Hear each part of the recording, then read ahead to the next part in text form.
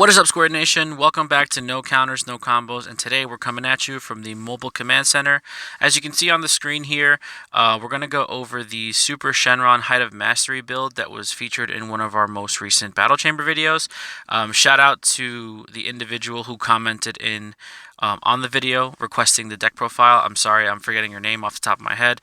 But he requested seeing the build because he hasn't really come across too many Super Shenron Height of Mastery builds. So I figured we'd get this out for him and for anybody else who was interested in seeing the breakdown of how the deck works. Real quick shout out to my teammate David for building this deck, and also Ryan. He's the guy who consistently plays this deck on a week in, week out basis and always tops with it. So shout out to those two, David, the brainchild behind the build, and Ryan, just a pretty good pilot when it comes to playing the Super Shenron. So without further ado, we're going to get right into it. Obviously, it's a Super Shenron deck, so you know it's going to be really heavily focused on the Child's Wish combos. But I do believe that out of the three main Super Shenron builds, this is probably the most fair, because you kind of have to get to 4 energy to win with this deck. Now, the Storm builds, whether it's just mono yellow Storm, can kill you like turn 2 or 3, and then if you're playing the Storm build with the Preface of Recovery Son Goku, you can kill like turn 2. So this is probably the more fair version of the deck, but it does have some late game control, which is super devastating in Height of Mastery. So I think, you know, it's not as busted as the other two, but it's definitely still busted. So obviously we're playing a Shenron deck, so you're playing your 7 Dragon Balls. I do like just the OG original 7 Dragon Balls. No 1-star ball, no Super Dragon Ball here. Just filter through your deck as much as possible and just try to, you know, awaken by turn 2 so you can start going off and getting to your backside as quickly as possible so you can take your second turn. 2 Dragon Radar. Dragon Radar is really important in this deck because it allows you to recycle Child's Wish. So you're essentially going to get 6 to 8 Child's Wishes off every game if you use Dragon Radar for that specific reason. And doing that in combination with Explorer Bulma is definitely going to get you to your 20 cards in your drop area. Next, we have the 4 Temporal Rescue Trunk Super Combo. It's a Sparking Super Combo for a Black Leader, self-explanatory. We have 4 Child's Wish, which is basically the engine starter of this deck. Without Child's Wish, you cannot go off as efficiently as you want. You have you have a couple targets in this deck, but mainly you're going to be going after the Explorer Bulma because she's going to mill you 2 cards, draw a card, and restand your energy. That's kind of essentially what this deck does. Next, we have 2 Crisis Crusher in the main board.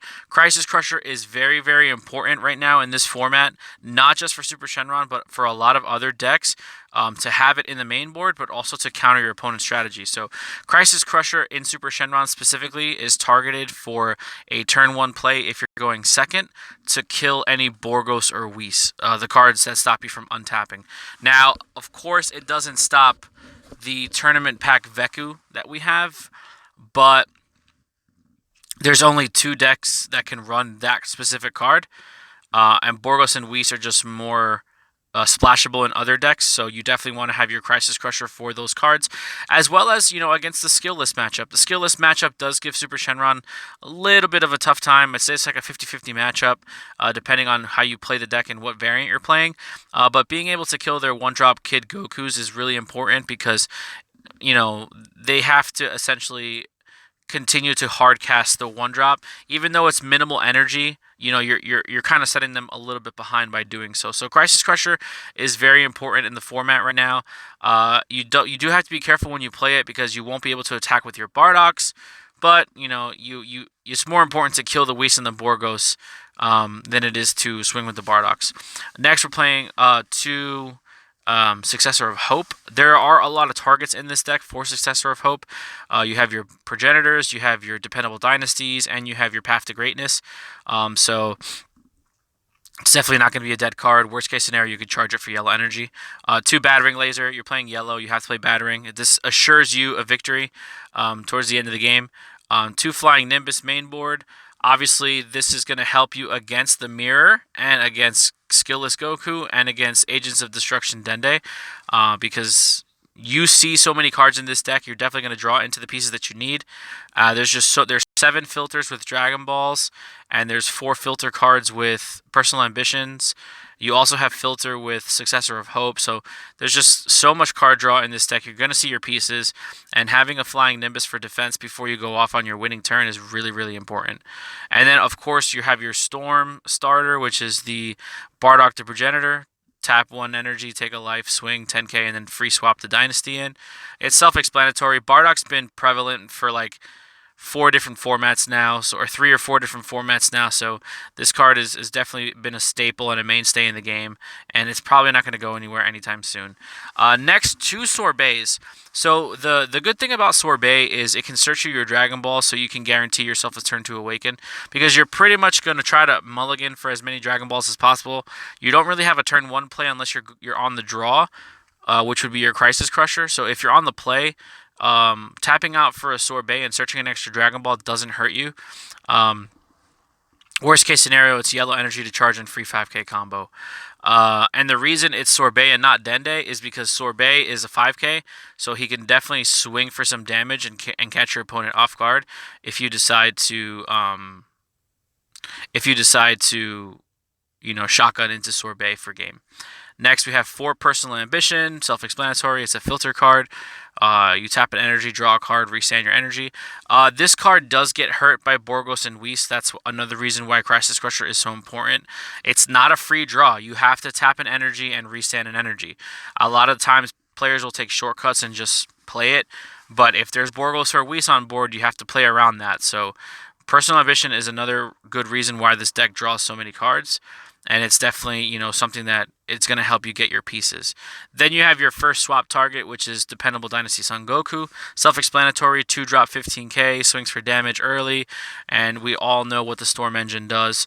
I'm going to skip ahead to Path to Greatness, because that's your swap target off of Dependable Dynasty. And what makes Path to Greatness so good is a 19k that could swap in for 2 yellow, and when it comes out, it can rest one of your opponent's battle cards and draw a card. And he has Barrier, so it's kind of tough to get rid of this card. Your opponent can use it offensively just to clear your board and then just protect it, or they can just play it, tap down one of your battle cards, and then draw a card. So it's definitely a good card. It definitely gives the Goku's lineage a boost that they needed. And it's your play into Height of Mastery. It's sparking 7, I believe, to get that effect, which is super easy to do in this deck because you're gonna have 15 to 20 cards in your drop area by turn 4 anyway. So then we're gonna go back to explore Bulma. This is your main Child's Wish target. To be able to play it for free with Child's Wish essentially, because she untaps 2 energy, and then milling 2 and drawing a card. You're getting cards in your drop area for your second turn, and then you're also filtering and putting early game a body on board for free that's going to attack, or you can use it as combo fodder to boost something up to 15 or 20k to do damage to an Awakened Leader. Just Bulma has so many. She's such a good utility card in this deck. It has a lot of utility with this card and synergy with the archetype specifically. But definitely milling and getting your stuff in the drop area is something that you want to do so that you can take your second turn. We already talked about Path to Greatness, and then of course your finisher, which is Height of Mastery. What is there to say? Height of Mastery is busted. It has Deflect. It's dual attack, triple strike, and when he comes out, he taps down 3 of your opponent's cards. So whether it's energy for defense or blockers or cards that they want to combo off the board for, like against the skillless matchup, you can tap down the Kid Goku so they can't combo with it and pop it, because Height of Mastery does not have Barrier. So it's definitely susceptible to destruction. But getting 2 swings for 35k triple strike is essentially 6 damage, and if you take another turn, you can just swing for another 6 damage, so you're talking 12 damage. I have seen Ryan, specifically when he's playing this deck, get 2 Height of Masteries out, which is insane, because that's like 24 damage.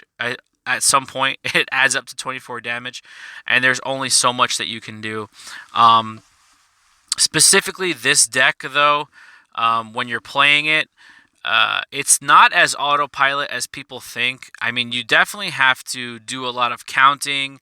You have to know exactly when you want to go off, because if you go off a little too early, like if you take your second turn and you don't win, you lose. If for some reason you're unable to win on your second turn and you haven't calculated enough of what your opponent can possibly do, it's kind of an uphill battle for you as a Super Shenron player, because you're flipping to your front side, so your leader is going to be 5k weaker, and at that point you've probably exhausted most of your defensive resources to get to that point. So it's definitely not an autopilot kind of deck. I mean, for me playing against it, I'd rather play against the Height of Mastery build, because I know I have till turn 4. Instead of, playing against like the Preface Storm build, where they just keep untapping with Bean and extending their plays and untapping with Preface and Dragon Radar and all this stuff, and it's just like it's too overwhelming, because they can essentially kill you on turn 2 if they have all their pieces and you for some reason were not able to get a Borgos or a Whis on the board. But again, in that Storm variant with the Preface, they just wait till turn 3 and they just play around they will force the Borgos to pop an energy, and then they just continue with their plays. So it is what it is. I mean, the good thing is you get to choose what energy you pop. So essentially, if they want to do it safely, they'll have to wait till turn 4 so they can make sure that they have 2 of each color, forcing your hand. But still, it's not that so much Borgos and Whis shut this deck down. If you get multiples out, then of course, it's pretty big. But, having access to it helps in the long run. I think yellow is a pretty good counter to this deck. Like if you're playing Nimbus yourself, you definitely want to hold those.